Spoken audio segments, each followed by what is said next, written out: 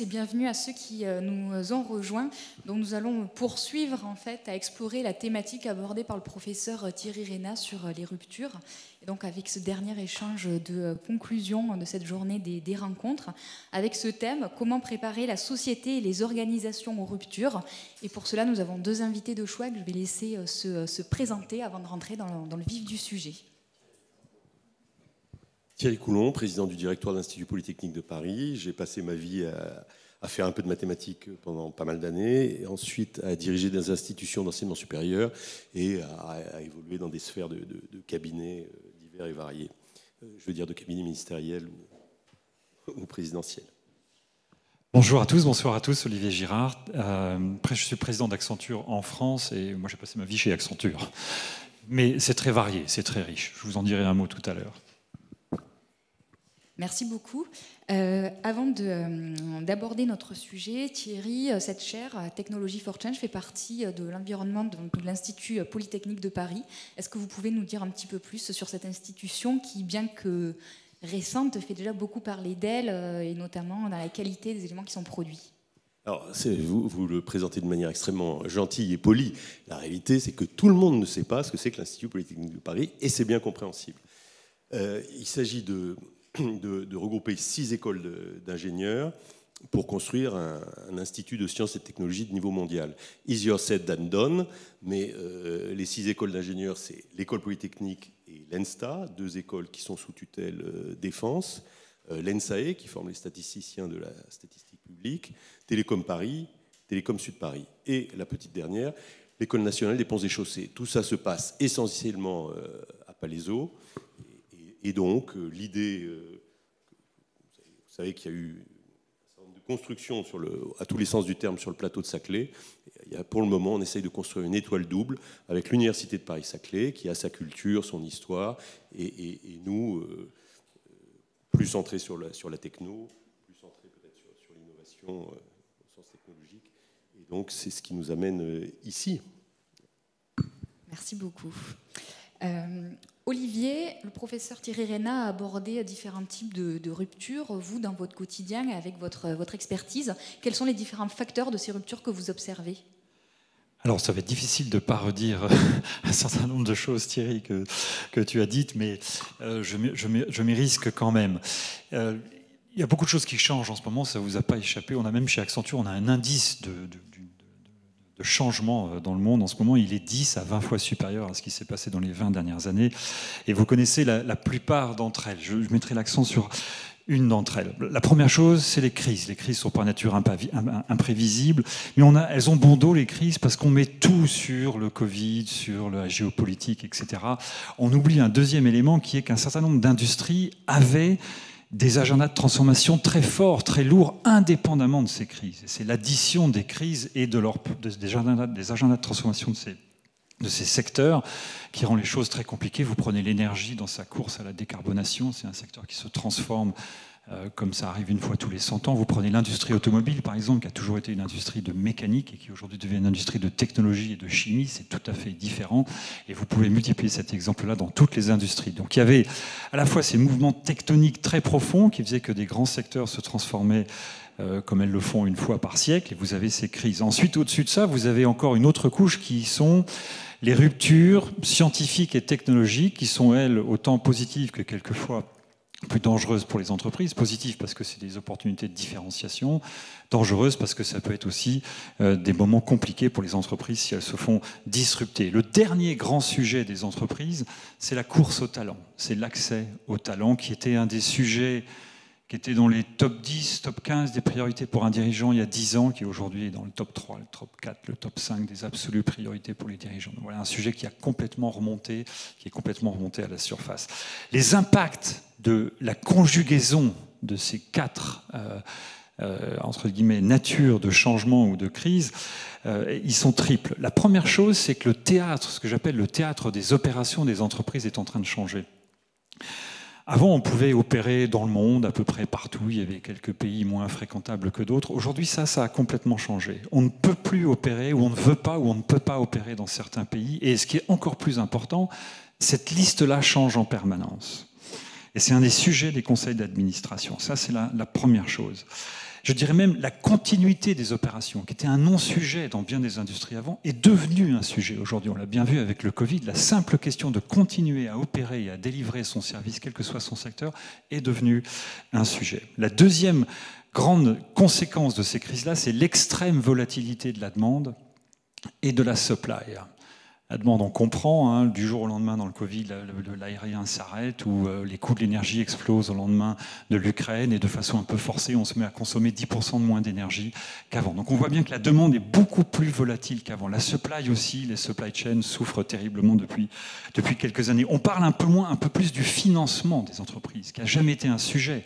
L'argent n'était pas très cher, à part un ou deux moments dans les 20 dernières années. Et il y avait un mythe autour de ça.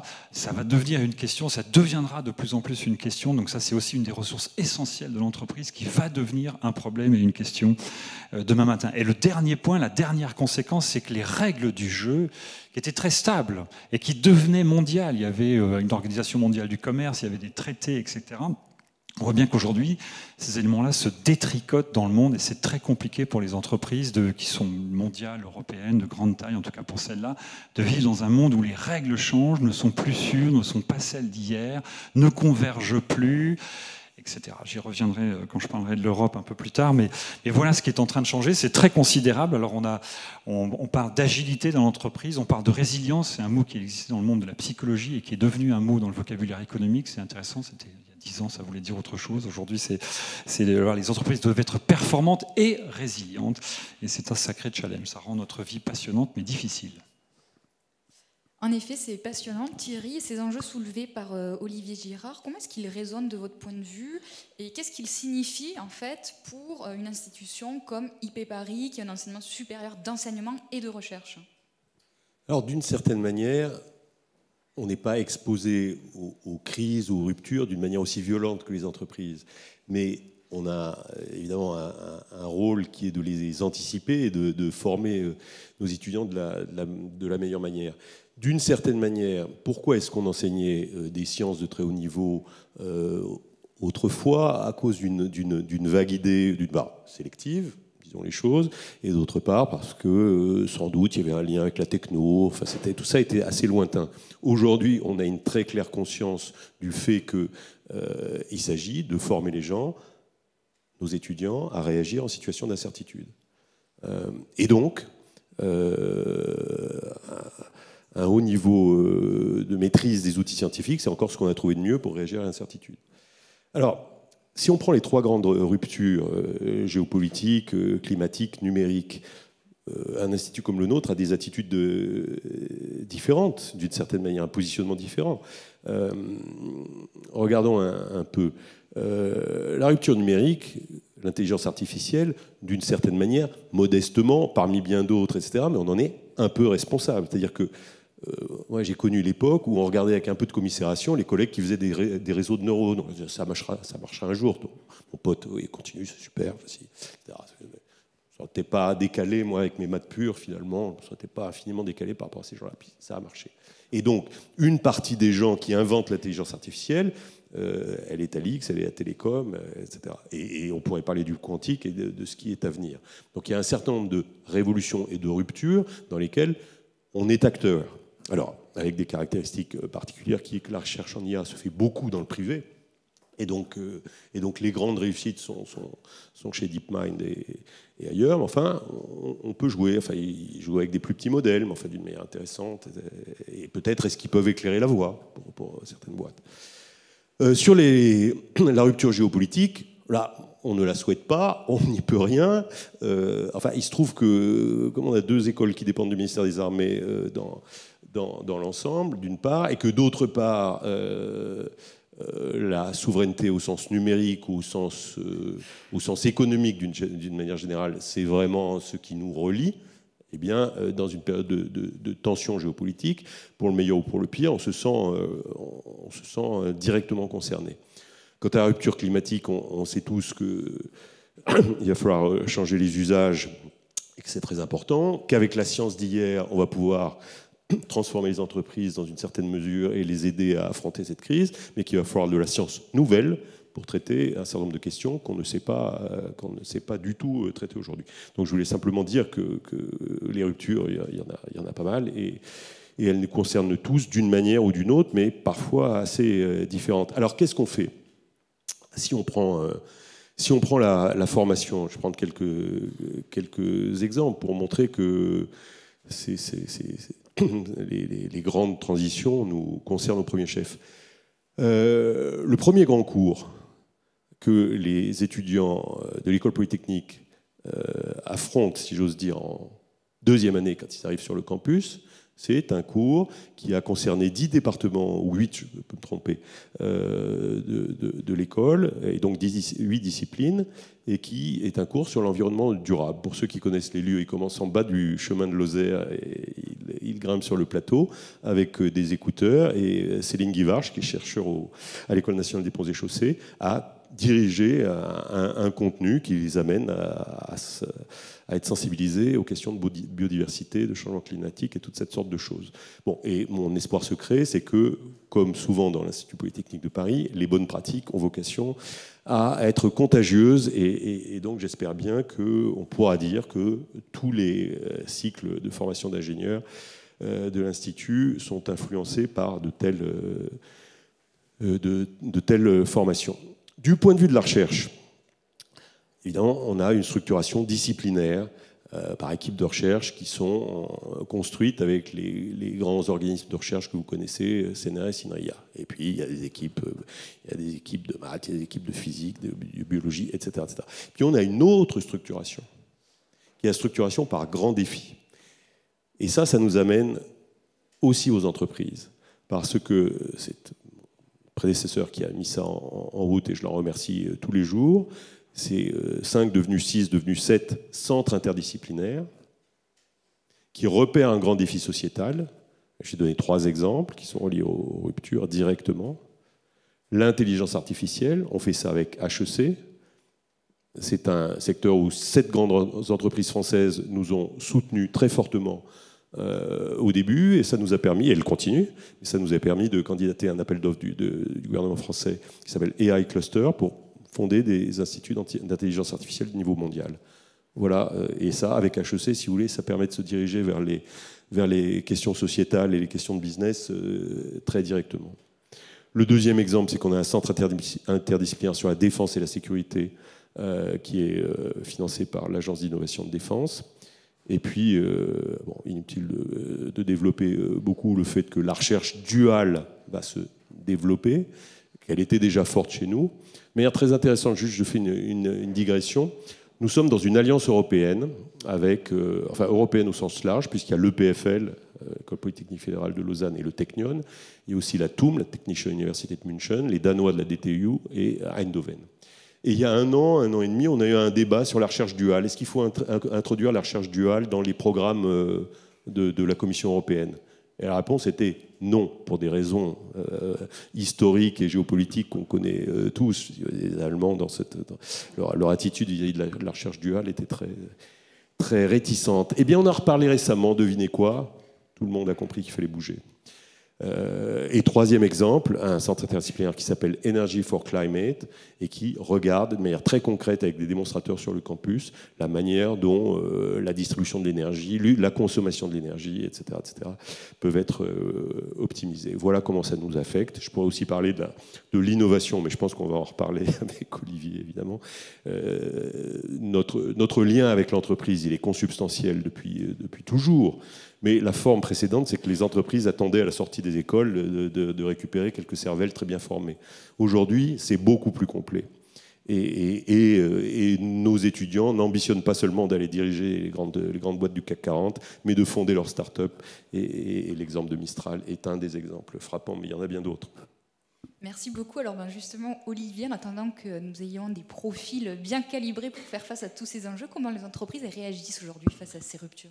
Alors face à ces risques, face à ces ruptures, c'est devenu un sujet majeur, c'est une évidence de dire ça. Ça l'était déjà avant. Un conseil d'administration a comme mission de poser en permanence aux dirigeants des questions sur les niveaux de risque qui existent dans l'entreprise. Mais comme les niveaux de risque ont singulièrement augmenté, ces questions se répètent et donc vous avez ce qu'on appelle du scénario planning. Donc en permanence, les dirigeants planchent sur si la Chine envahit Taïwan, qu'est-ce qui se passe? Et s'il y a une cyberattaque à gauche, qu'est-ce qui se passe, etc. Donc c'est devenu un sujet, je ne dirais pas du quotidien, mais un sujet qui a pris sa place dans l'entreprise. C'est comment on fait pour gérer ces risques-là, même si prévoir l'imprévisible, c'est évidemment impossible. J'irai dans quelques exemples pour montrer un peu dans la continuité aussi de ce qui a été dit avant, pour voir à quel point la technologie et les talents, il ne faut jamais parler de l'un sans l'autre, sont devenus en fait les leviers essentiels pour gérer ces risques-là. Si je reviens sur ma structure d'avant, où je parlais d'abord du théâtre des opérations, on a bien vu pendant le Covid que le télétravail a permis la continuité de service. Ça, c'est essentiellement de la technologie, où on voit un nouveau mot que vous connaissez sûrement tous, qui est le découpling. C'est-à-dire qu'en face de certaines zones géographiques dans lesquelles les entreprises ont soit envie de partir, soit envie de prendre une décision et de partir rapidement, eh bien, on installe ce qu'on appelle du découpling. Je ne vais pas rentrer dans le détail, mais c'est la capacité à ouvrir, fermer rapidement des activités qui sont dans certains pays et qu'on devrait déménager rapidement. Donc pour faire ça, il faut avoir des fonctions très standardisées, avoir de la technologie, etc., avoir des talents ailleurs capables d'accueillir l'activité qui était exécutée dans le pays A pour pouvoir la faire dans le pays B. Donc on voit bien cette logique où finalement on décompose un peu le millefeuille de l'entreprise pour donner de l'agilité à certains niveaux et pour être capable de s'abstraire plus facilement de quelques contraintes géographiques. On voit aussi la notion de souveraineté qui a pris toute sa place, c'est intéressant. On parle d'autonomie stratégique. Et ce qui est intéressant, je trouve, c'est que l'entreprise a tout à fait envie de mettre un prix sur ça, finalement, sur une forme de stabilité, là où avant, c'était plus ou moins gratuit. Ça, c'est quelque chose de tout à fait nouveau. C'est-à-dire, on met une valeur sur quelque chose qui en avait pas parce qu'elle était diffuse avant, et sur quelque chose qui prend toute sa place aujourd'hui. On voit, par exemple, nous, ce qu'on fait beaucoup, on fait beaucoup de jumeaux numérique, donc on voit bien que c'est la tech à nouveau qui permet, l'entreprise se dote dans ces situations de risque d'outils de modélisation et de simulation pour être capable de faire des scénarios et de comprendre ce qui se passe. Nous, ce qu'on fait pour des très grandes de l'industrie, on fait des jumeaux numériques de leur supply chain, c'est assez fascinant. Ça existe depuis déjà une dizaine d'années, mais la techno permet d'aller beaucoup plus loin. Donc vous prenez des très grandes entreprises, des leaders mondiaux, par exemple, sans prononcer leur nom, dans l'aéronautique, dont le siège est à Toulouse, et vous modélisez leurs fournisseurs, on appelle ça dans l'industrie des fournisseurs de rang 1, 2, 3, vous allez jusqu'à 6 ou 7 sur l'ensemble des fournisseurs, c'est très compliqué pour faire un avion, et là vous êtes capable de simuler qu'est-ce qui se passe si ce fournisseur de rang 4 n'est plus capable de livrer dans les quantités qu'il livrait avant, qu'est-ce qui se passe si, etc. Et vous construisez des plans de risque, des sourcings alternatifs ou d'autres façons d'encadrer ces risques-là. Et à nouveau, c'est la tech, vous voyez bien, c'est la tech qui permet de construire un jumeau de l'entreprise et de le faire jouer des scénarios pour voir ce qui se passerait si. Vous avez, le temps s'est écarté ces dernières années, on est davantage sur le long terme et davantage sur le très court terme. Le moyen terme est beaucoup plus compliqué à prévoir. On veut voir à 3 mois, à 6 mois, c'est très compliqué de voir à 1 an, à 2 ans, à 3 ans, et on veut être sûr de ce qu'on veut faire à 5 à 10 ans, enfin sûr autant qu'on peut l'être, mais on veut avoir une boussole à 5 à 10 ans. Donc prévoir à 3 mois, à 6 mois, c'est devenu encore plus important qu'avant. Quand la croissance économique se promenait dans un couloir assez étroit, ça avait moins d'intérêt de prévoir à 3 mois, à 6 mois. Aujourd'hui, ça en a énormément. Et donc la data et la tech permettent d'aller beaucoup plus loin sur ça. Donc on voit bien sur ces deux exemples-là, le découpling ou la capacité à simuler, à faire des scénarios, la technologie et les talents de modélisation en particulier, sont une valeur essentielle pour évoluer dans ce monde-là. Le dernier point, j'avais parlé des règles du jeu. Alors, les règles du jeu, ce n'est pas un sujet de l'entreprise, c'est un sujet des gouvernements. Donc là, le mot simplifié est utilisé toutes les 10 minutes, mais il y a plus grand monde qui y croit vraiment. Par contre, c'est important d'harmoniser. Il y a aussi aujourd'hui, plusieurs disent que l'Europe, c'est peut-être un moment européen. Moi, j'y crois. C'est peut-être il y a un moment européen à saisir, mais il y aura, pour réussir à le saisir, il y aura la question de l'harmonisation, parce que j'étais à Choose France la semaine dernière et le président disait « L'Europe est le plus prévisible et le plus stable, la plus stable des économies dans le monde aujourd'hui, et ça a une valeur. » C'était mon point tout à l'heure quand je disais qu'on était prêt à payer pour ça, parce que la souveraineté économique, la souveraineté stratégique, l'autonomie stratégique, elle a un coût. Et il a forcément raison. D'abord, c'est le président, mais je pense que c'est un vrai point. L'Europe est l'endroit du monde le plus stable aujourd'hui économiquement, et c'est un atout. Et les Européens, j'étais avec des dirigeants européens et non européens donc c'est la semaine dernière, les dirigeants comprennent la valeur de faire des règles, d'avoir un EI Act en Europe, de faire de l'IA de façon responsable, d'avoir un Digital Act. Tout le monde comprend ça parce que l'économie digitale, c'est aujourd'hui 20-25%, ça dépend des filières, mais c'est une partie de plus en plus importante de l'économie. Il ne peut pas y avoir d'économie digitale s'il n'y a pas de confiance digitale. Et la confiance digitale, elle vient avec des règles, avec des actes, etc. Donc tout le monde comprend la valeur de ça. En revanche, à un moment où les deux autres plaques détricotent à peu près tout ce qui a été fait précédemment, c'est quand même important de se simplifier. Donc nous, on ne peut pas en avoir un par pays. Donc harmoniser les règles européennes devient un sujet absolument clé pour nombre d'entreprises qui opèrent dans plusieurs pays en Europe. Voilà, en synthèse sur ce que font donc ces entreprises face à ces questions de rupture et de changement, la tech et les talents sont les deux premiers leviers pour construire des stratégies pour gérer ces risques-là. Je vous remercie, en effet c'est intéressant. Nous voyons qu'il y a des leviers d'action très concrets qui peuvent être possibles pour que les organisations fassent face en fait, à ces ruptures, ou en tout cas fassent avec ces ruptures. Mais on voit que le contexte, vous parlez de règles du jeu, reste complexe. J'ai gardé le meilleur pour la fin. Parce que je pense qu'en fait, je devance votre question, pardon, mais je pense que la meilleure manière de gérer des risques qu'on connaît, en fait, c'est d'innover. C'est ce qui a été aussi largement dit avant. C'est l'innovation, la meilleure façon de gérer les risques. Moderna faisait de l'ARN messager avant le Covid. C'est ça qu'il faut avoir en tête. J'ai adoré la réaction du groupe Michelin à l'Ukraine. C'est un exemple que je cite souvent, certains le connaissent dans la salle, mais je trouve que c'est un très bon exemple. Pour fabriquer un pneu, il faut du noir de carbone. Le principal fournisseur de noir de carbone du groupe Michelin avant la guerre en Ukraine, c'était la Russie. Donc c'est un sourcing qui s'est arrêté net. La réaction de ce groupe-là était double. La première, c'est de trouver un sourcing alternatif, parce que c'est bien que les usines tournent, donc je crois qu'ils ont trouvé ça en Inde. Mais la réaction la plus profonde, c'est d'accélérer l'innovation autour d'un pneu qui a moins besoin de noir de carbone. Et ça, c'est une double innovation, parce que je me rends indépendant d'aléas géopolitiques, et puis parce que je vais faire un peu moins d'émissions de carbone aussi, ce qui est un enjeu absolument crucial. Donc on voit bien que la solution de l'innovation, elle permet de répondre à plusieurs questions en même temps. Et c'est ça, je trouve, que mon mot de la fin à moi, Thierry, je vous laisserai conclure, mais l'innovation est souvent la clé. L'AI permet d'accélérer l'innovation. On parle trop de l'AI comme un outil de productivité et on se fait toujours un peu peur avec ça. C'est évidemment ça, mais c'est aussi un outil qui permet d'accélérer l'innovation, d'accélérer la R&D. Certaines industries l'ont très bien compris, la pharma, la santé ou d'autres industries se jettent sur ces modèles-là pour diminuer le temps de fabrication d'un médicament. Je constate dans l'entreprise d'ailleurs à quel point la formation des dirigeants est importante.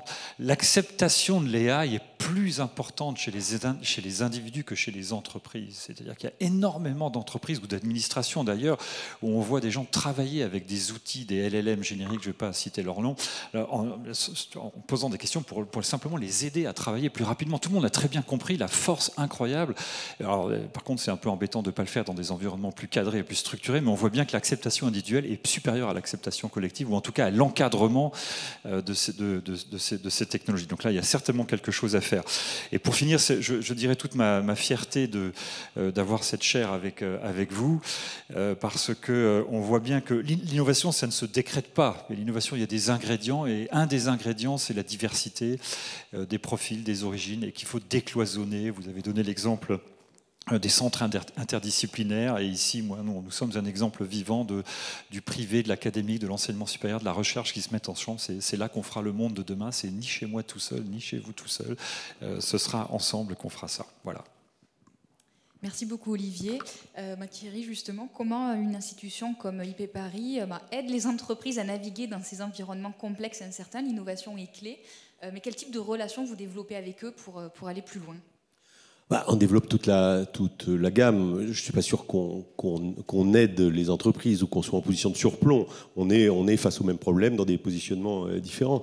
Donc oui, du mécénat au laboratoire commun, à la recherche partenariale, à l'innovation, c'est l'ensemble des outils qu'on déploie. Je voudrais d'abord dire aussi que on est, en tant qu'institution d'enseignement supérieur, face à des ruptures potentielles dans notre secteur. On en a deux évidentes. C'est que transmettre et chercher, ça ne va pas être la même chose demain. Qu'aucune institution nos institutions plus que bicentenaires, etc., ne peuvent être, comment dire, assises sur ce qu'elles sont et sur d'elles-mêmes, etc., etc. Enfin, ça va secouer, et ça va secouer pour le meilleur parfois. Par exemple, il est clair qu'un certain nombre de disciplines, biologie, physique, etc., vont être complètement transformées par l'IA et qu'on peut s'attendre à des découvertes assez magnifiques, mais que d'un autre côté, l'idée même de transmission va être très très sérieusement remise en question. Il va falloir s'interroger tous les jours. Une autre rupture, en un sens, enfin d'une toute autre nature, c'est ce qu'on est en train d'observer avec les US, c'est-à-dire que la question de nos rapports avec les États-Unis, je veux dire du point de vue strictement universitaire, est en train de se poser complètement à nouveau frais. Là, on est en train de se demander d'abord ce qu'on va faire des X qui sont à Harvard et de ceux qui devaient y aller. On va parler avec les gens de Harvard pour voir ce qu'on peut faire pour les aider. Comment on voit que la question de l'attractivité de brain drain là, va se rééquilibrer d'une certaine manière, qu'il va falloir à la fois, même si la circonstance et l'origine est triste, eh bien, jouer notre rôle comme Européens et puis travailler à rééquilibrer les choses. Donc il y a des ruptures qui nous concernent directement. Et puis des évolutions qui sont, comme le disait Olivier, par définition non prévisibles et auxquelles il faut se préparer. On peut en discerner quelques-unes. Enfin, il est clair que, par exemple, l'interdisciplinarité, c'est plus un vain mot. On a intérêt aujourd'hui non seulement à former des ingénieurs qui font des thèses, pas seulement. On peut former aussi des ingénieurs qui sont, si j'ose dire, simplement des ingénieurs de très bon niveau, et c'est ce qu'on fait. Mais enfin, sur l'Institut Polytechnique de Paris, on est à plus de 20% d'ingénieurs qui font des thèses. À Alix, ça frise les 30%. C'est complètement nouveau. Pourquoi ? Parce que notre économie est une économie d'innovation, et donc il est bon de se mettre dans la situation d'incertitude qu'est la recherche. Et puis, je parlais d'interdisciplinarité. Former des ingénieurs qui ont des SHS, qui ont des lettres, qui regardent du côté du business, et c'est bien pour ça qu'on a une alliance avec HEC, ça va être extrêmement important. Donc la période va être difficile mais passionnante. Et comme le disait Olivier, mais je n'ai pas besoin de le répéter, effectivement, la distinction établissement d'enseignement supérieur, entreprise, elle est en train d'évoluer à une très grande vitesse, et on a intérêt à faire évoluer ce qu'on est, à changer notre modèle économique, disons-le, probablement aussi, et à fournir de la valeur tant qu'on peut, et vite. Eh bien, merci beaucoup Olivier, merci Thierry. Cet échange doit malheureusement toucher à sa fin. Merci pour ces éclairages.